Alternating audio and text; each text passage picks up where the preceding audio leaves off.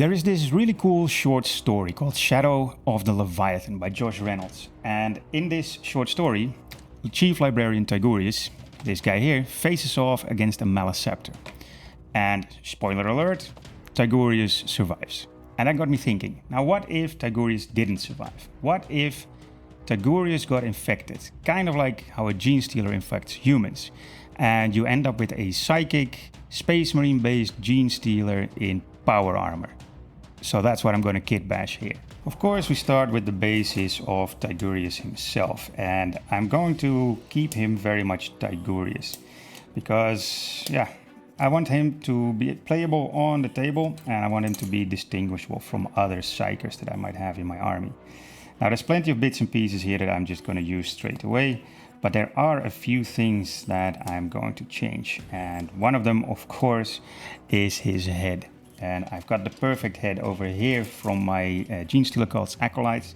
It's this one here with the tentacles coming out of his face. Let's see if I can show it on camera. Oh, there it goes. Let's see, this one over here. And I think that's a perfect head for him. And then he's also going to need some left arm or left arms, because his left arm is just kind of a stretched out hand. And so I went through again my Acolyte spruce, and I found a really cool one over here that is holding a skull. So we'll take that one too, and we'll see if we can replace his left arms with this one. And then the banner. You know, Tigurius has this iconic, nice Ultramarines banner on his backpack. And I think I can replace that with a genestealer cult's icon. So again, the Acolytes, this is the perfect kit if you want to kitbash Tigurius into a genestealer. They have a nice banner, it's nice tattered, has this cult icon on top, and it is almost the same size. And I think if I can pin this on top of his backpack, this will look perfect, almost the same size. So I'm gonna go cutting and gluing and cleaning up all the mold lines, and we'll get back when I start adding all these little bits and pieces. So all the mold lines are neatly cut away, and it's time to start assembling him. And I always use Tamiya liquid cement for this. And I'm just gonna glue him together, at least the parts that I really want to use, such as his legs, his torso, and make sure that everything sticks together. And then we'll start adding all the bits and pieces that are actually gonna be his conversion. So he's now glued onto his base, and I like to do that first because it really solidifies his pose, because after this you can better aim the head where you want him to look and the arms where you want them to go. And if you don't have him on the base, you might stick his arm in a way that doesn't look right once he's standing on his tactical rock. Now, when I'm kitbashing, I like to get a little bit of poster putty or blue tack, whatever you call it in your corner of the world, and first start to dry fit little bits and pieces to him, because over here I know I want to use this double arm on his shoulder, but there's a gap here which you normally would stick the arm in. And then you have this shoulder pad, and the shoulder pad is a little bit small. It won't fit both of these shoulders under one shoulder pad. So we're gonna have to cut, glue, sort of saw, see what works. But first I'm gonna just add a little bit of blue tack, and I'm just gonna see which position could work for these two pieces. So what if I stick the claw on like this, kind of like his original pose. His hand is pointing a bit downwards, so I can leave these pointing a bit downwards and then put on the shoulder pad over one of these arms, maybe the one on the back, because that would cover the gap that is here on the back. And then I could cut a hole in the shoulder pad and make room for the other arm. So that's definitely one way to do it. The head, let's check if the head actually fits, and I think there should be no problem at all with a little bit of green stuff, or maybe even without green stuff. This works perfectly. He's almost staring up at the stars, you know, where the hive mind resides for him. I think this could work perfectly. A little turn that way so he looks more like Tigurius originally stands. I'm gonna keep going like this. I'm first gonna see if I can fix this arm. See if I can cut a few holes in the shoulder pad so I can have one of these arms. Now while I'm thinking this, I go, why would I bother? Why not just do the easiest thing and just separate these two arms? And I'll cut them right there, and I'll first use the one hand with the claw and just glue it under the shoulder pad. So let's get this over here. Glue, lots of glue everywhere. We stick on this one hand, and then we try to fit the shoulder pad on there in such a way that that gap behind him isn't visible anymore.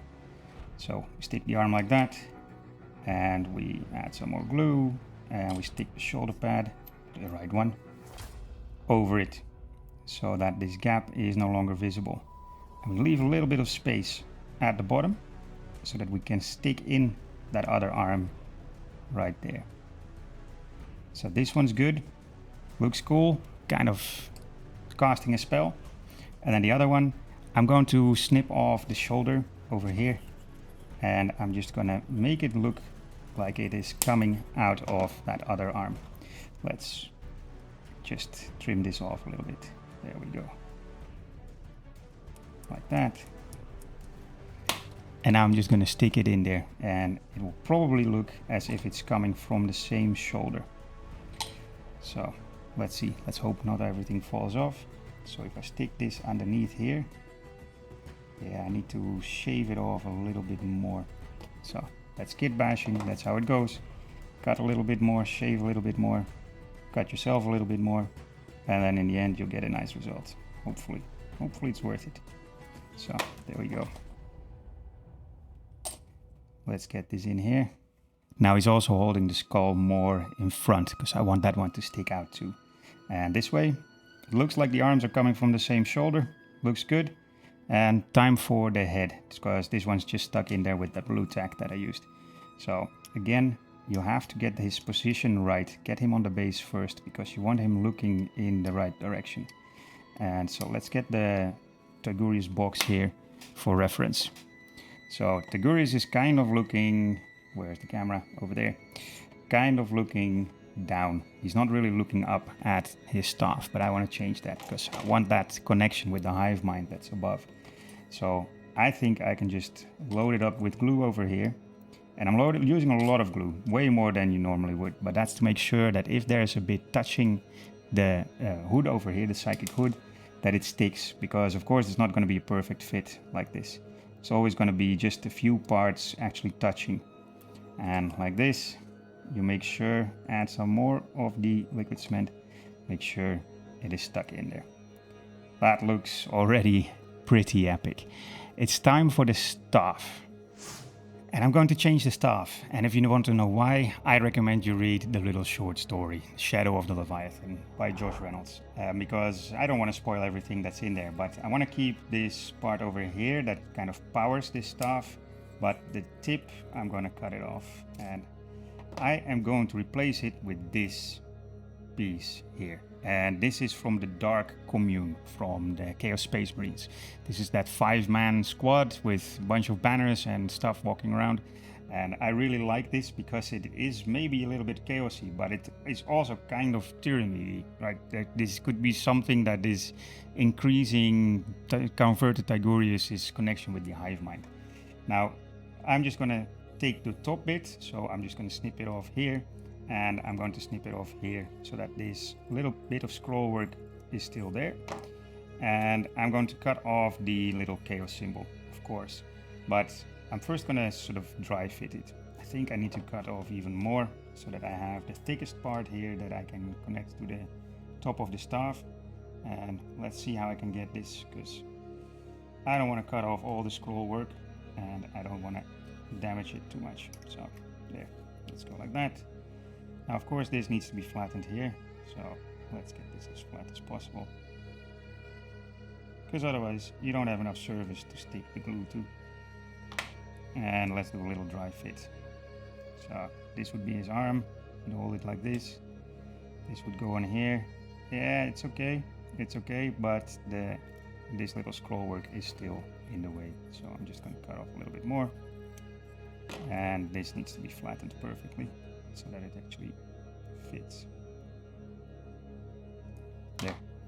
Now, these two pieces are going to stick together, but they're not going to be great because it's pretty small surface to stick them together.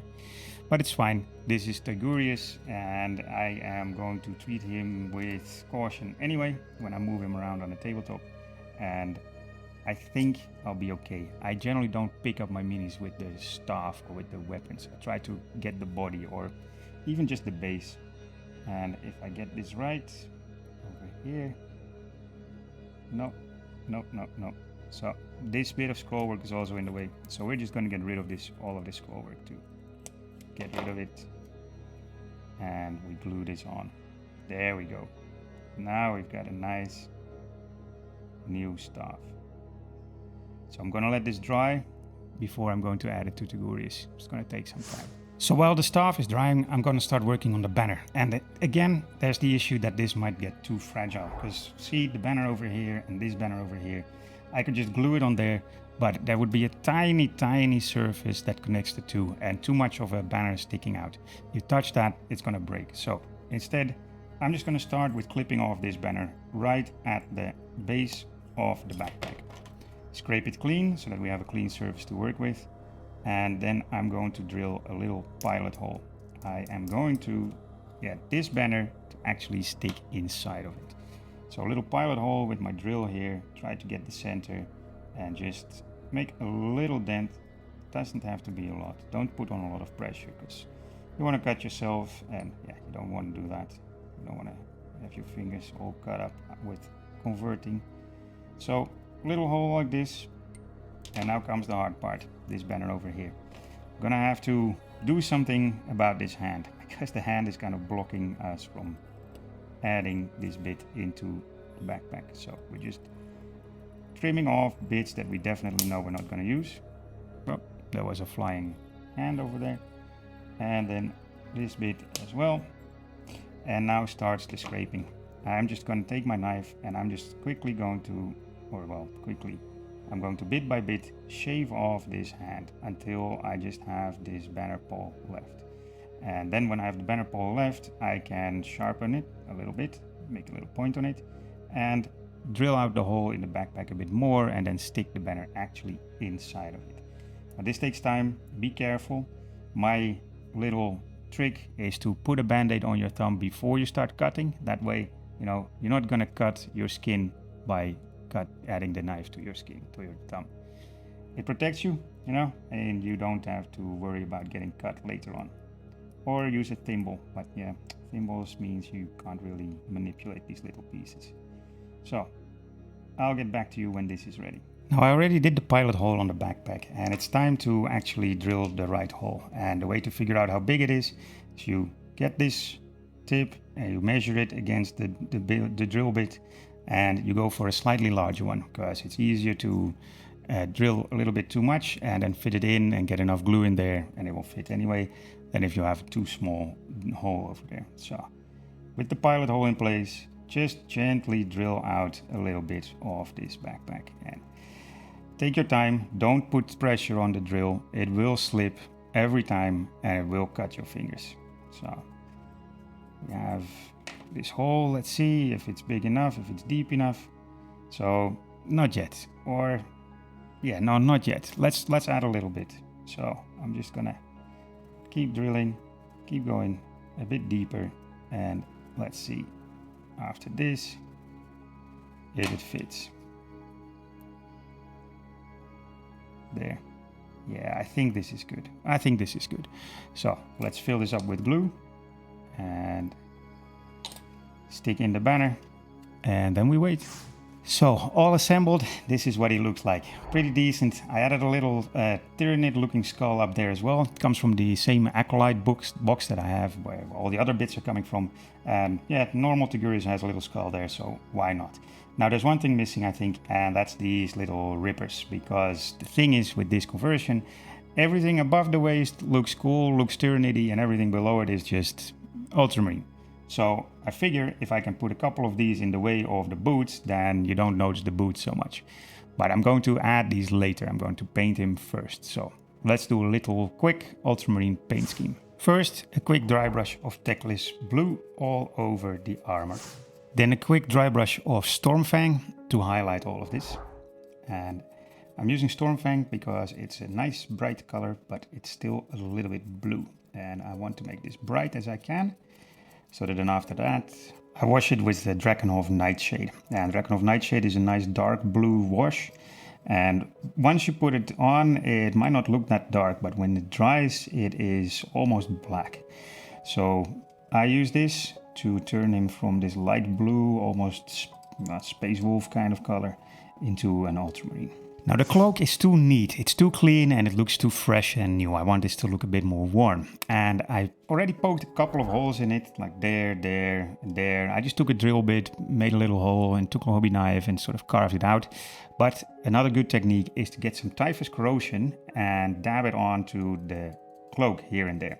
It will make the cloak look very rough and especially look a bit frayed. And you want to put this all around the holes that you made, and you can actually put it all over the miniature. It'll make the cloak go from looking this nice, soft, silky stuff to very rough and coarse thread. And it's a good way to make your stuff look more frayed and old and worn. And while I have the Typhus Corrosion out, why not just actually work on some rust as well? And I want to make this icon look a bit rusty. This top part sticking out, they're more like bones, so I'll leave those bony. But the icon can get some rust. And of course around here, around the backpack, the jetpack, these exhausts, they'll get a lot of heat damage. Well, they're not exhausts, they're stabilizers. These here are the exhausts, they'll get heat damage, so they'll start rusting too. And I don't think that once you have been infected with genestealer that you get a lot of attention from the Minotaur's servitors to fix your equipment that you're walking around with. So I don't think he has anybody around to actually replace any parts that are malfunctioning or are starting to rust out. So I'm going to add quite a bit of rust. There's this vent up here that's going to get rusty as well. And I'll go over his armor here and there, stippling on little bits of rust. Not too much, leave some of the blue visible because otherwise he just turns into a brown blob. There's a bunch of stuff that I want to have a bright white or cream color. And because I primed in black, I'm now going to have to layer after layer after layer after layer. But to prevent that, I'm going to start with some gray Seer. And this is a very light gray that will still cover pretty well over black and over the brown of the Typhus Corrosion. See, if you start with white, you're going to be busy for a long time getting layer after layer. But if you start with gray Seer, you do this, and then after that you can get a couple of layers of white on there and you're done in no time. So now with some Seraphim Sepia, I'm going to do all the sides that I want to have creamy. So the inside of his cloak, the tabard, what's in the front of him, and all the purity seals, the scroll work of them. Then the outside of the cloak, get some Blood Angels red contrast paint, just to give it a quick dark red color. And then after that, when it's dry, I'm gonna make it darker and look dirty, because this is way too bright. This looks like it just came out of the factory. And of course the banner, get some Leviathan purple. After all, this was Shadow of the Leviathan, the book, so I guess he's now on their side, and this banner should signify that. And some very watered down Leviathan purple for these tentacles hanging off his face and that weird beast that's on top of his staff. And the arms as well. Just gonna get the skin a little bit of a purple hue. I'm quite happy with how all the purple turned out, except for the banner. Take a look, it's way too dark here. I just put on the Leviathan purple too thick there, so I'm just gonna get this fixed with some Phoenician Purple. And I'm just gonna dry brush this on straight from the pot. And just give it a quick layer and then maybe wash it again to get some shading in there. But yeah, I gotta fix this before I continue. But look at the face. I mean, that's pretty good. I'm still gonna work a little bit on the tentacles because I think they deserve a little bit more attention. But first this. And then a little dry brush of Slaanesh Grey. And this time I'm actually using a slightly damp dry brush. Normally I don't, because I like the dusty look that I get from dry brushing. But in this case, I'm also going to do the organic parts. And over there, the dusty look just doesn't look right. You want to have a pretty smooth highlight on skin and so on. You on cloth it looks okay, and on metal and so on you can say it's worn out and it's weathered, but on skin that just doesn't work. So I'm just going to take some Slaanesh Grey and all the parts of the skin, it's pretty much the hands, the face, the tentacles, and also that beast up there. It's all going to get a very light dry brush of this, just to give it a little bit more of a highlight. And with the tentacles, I'm leaving the tips of the tentacles as dark purple as possible, and the parts closer to the face a little bit lighter. Okay, that looks pretty good. A worn banner and face and so on looks all good. I'm now going to do some gold, because there's quite a few details, and I'm using Retributor Armour for this, because that's a nice warm gold. And then after that's done, wash it with some Reikland Fleshshade. And this is sort of the gold standard for painting gold when it comes to Warhammer. This gives you a nice warm gold with good shading that doesn't discolor the gold too much. It becomes a little reddish, but it's fine. Looks good, and it's probably the easiest way to paint gold. Next up is Skrag Brown, and we're going to do quite a few things with this. First of all, the glove, the belt, the holster, and the book binding.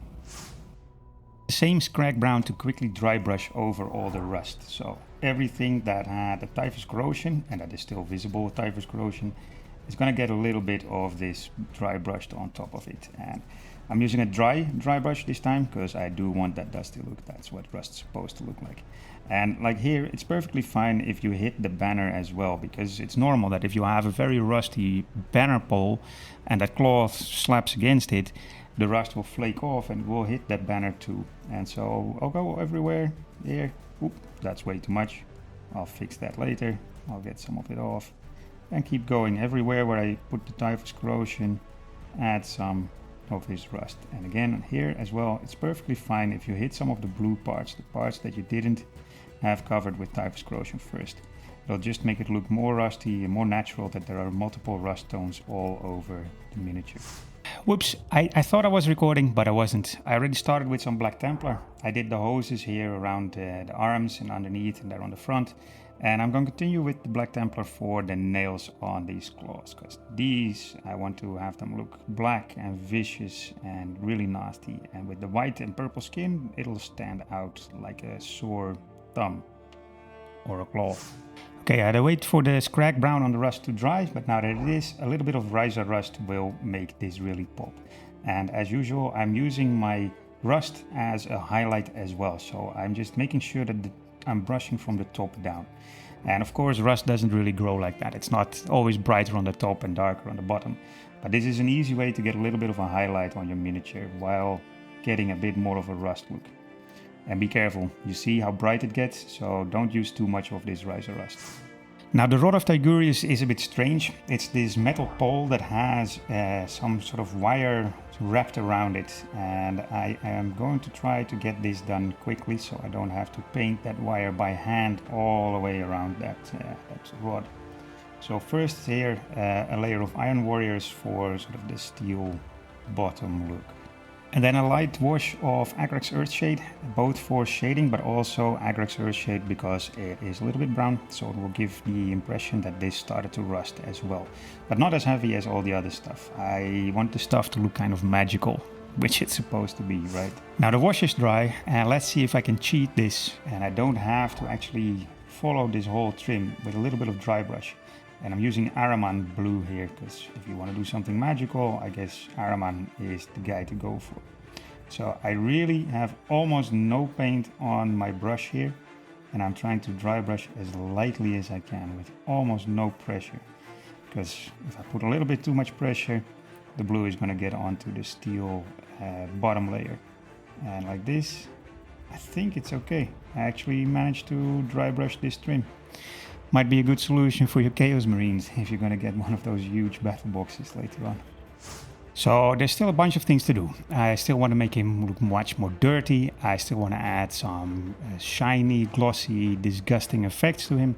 And I want to add some magical effects. But I'm first going to do the base, because I have to do this first so that then I can do the other steps in order, and it will be much more efficient. Now I want to be able to play him with my Marnia Skalgar and the Victrix card that I painted earlier.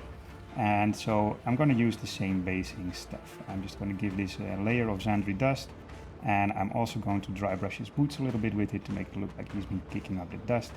And then I realize I forgot to highlight the cloak. How can I forget to highlight the cloak? It's probably the biggest surface on the whole miniature, but hey.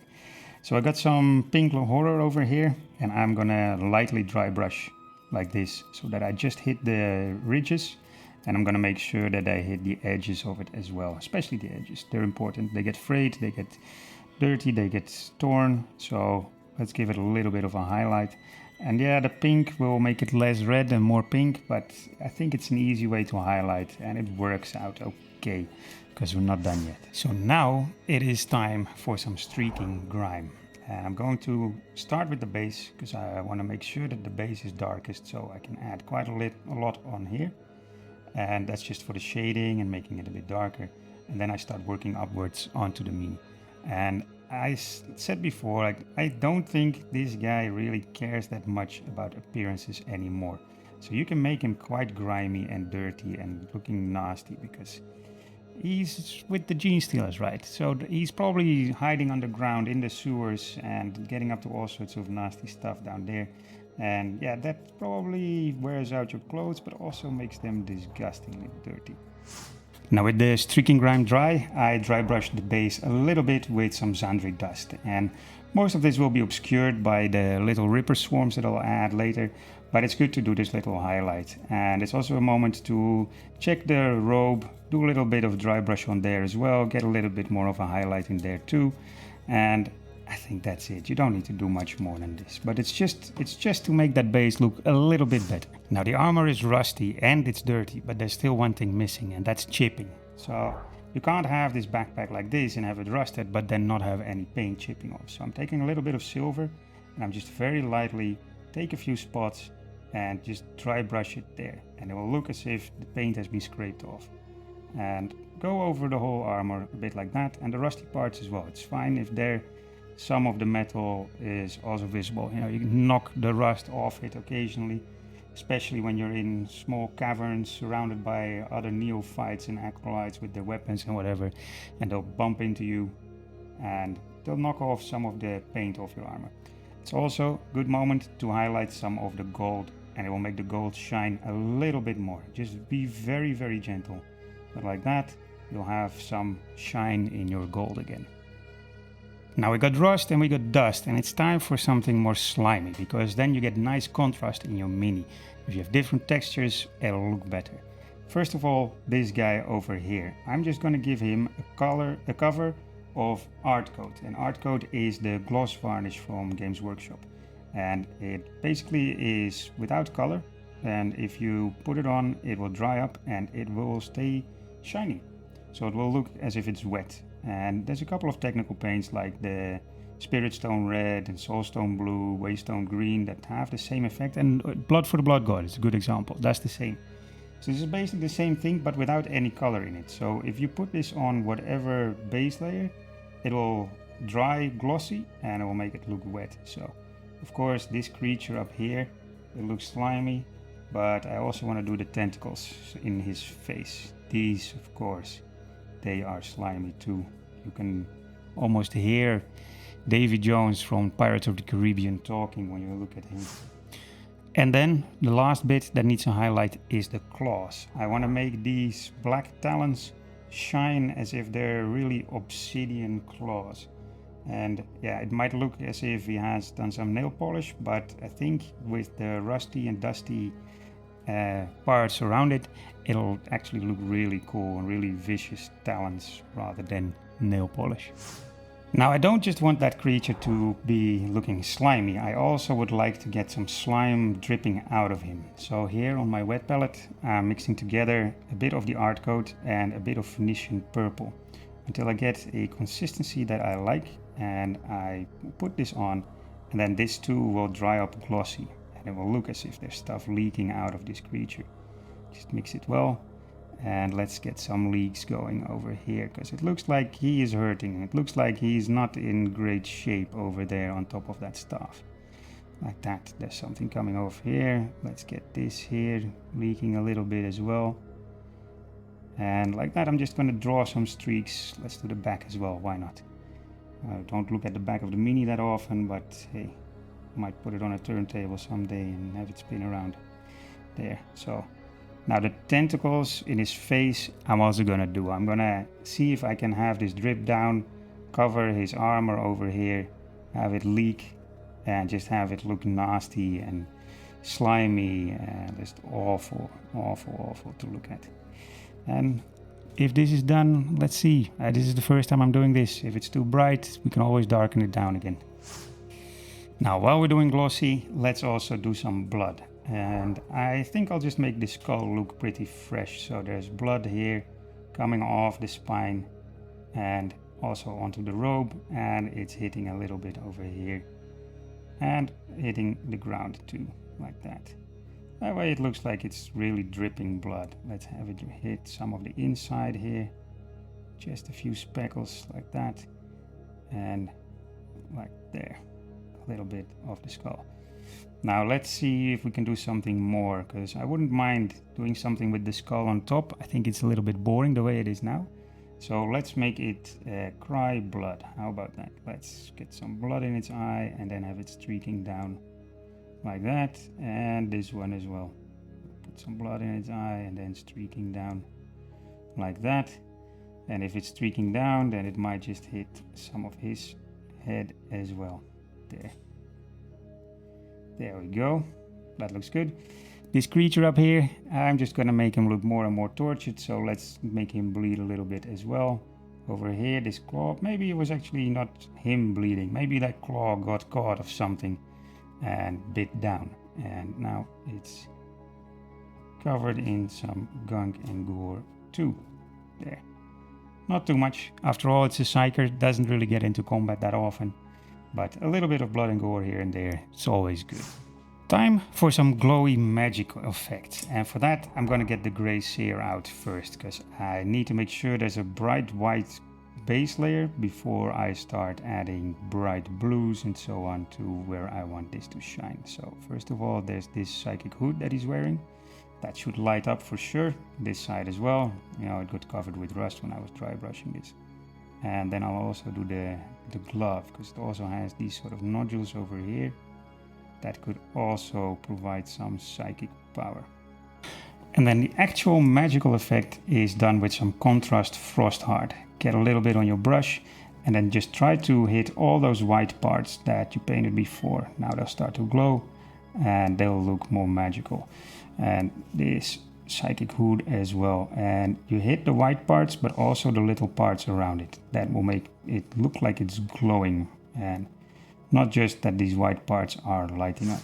Now I'm really quite happy with how he is looking at the moment. Look at this. He's nasty, slimy, there's blood, there's gore, there's this purple shit dripping down. The only thing I'm not happy with is this tabard here and the inside of his cloak, because they're too monotonous. It's all just the same brown. And so I'm gonna try and fix that with some more enamels. And here I got this panel liner. It's a black panel liner, and I'm just gonna add a few drops here and there that will make it look like there's just stains on his cloak. And I don't think he cares too much anymore about the state of this cloak and of his cloths. So like that, he's just gonna look more dirty, more grimy. And maybe I'll go over it again with some streaking grime as well, just to get a little bit more variety, a little bit more, I don't know, colors in there, more stains, more spots, and just more dirt. Now I want to tie him in with the rest of my Ultramarines army, and my Ultramarines have these bases with nice little flowers on them. Let's see if I can get Calgar in view, right there.